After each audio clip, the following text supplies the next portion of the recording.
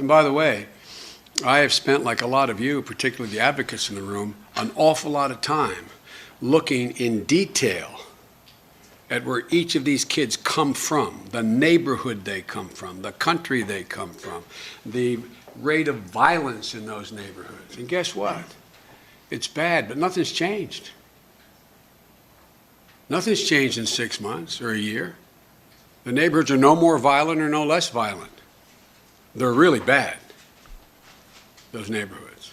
But the idea is somehow there was a massive new wave. What's happened is that a group of folks got together and decided that there's a hell of a good way to make money. You just don't transfer drugs. Give me $5,600 and I'll take your baby to the border. And your baby's going to be home free.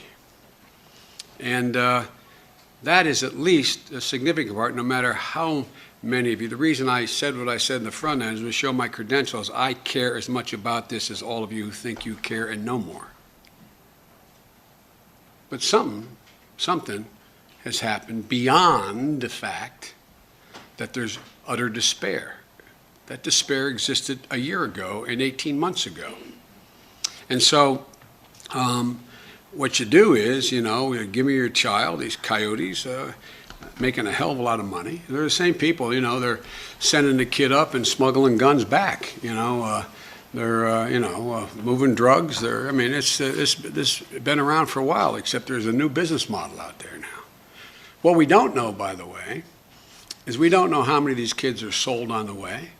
We don't know how many are killed on the way. We don't know how many are raped or abused on the way. We don't know how many get lost along the way.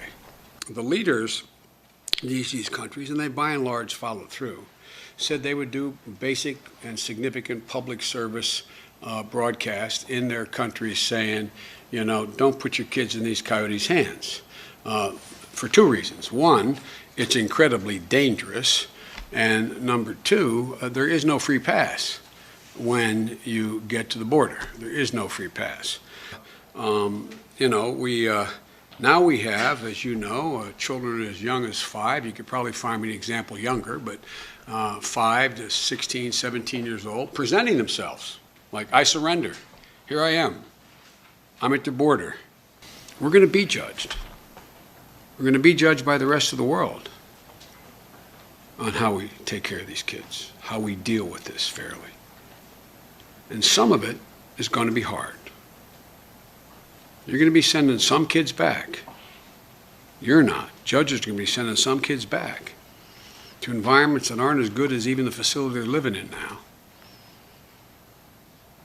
but will not meet the standard of asylum.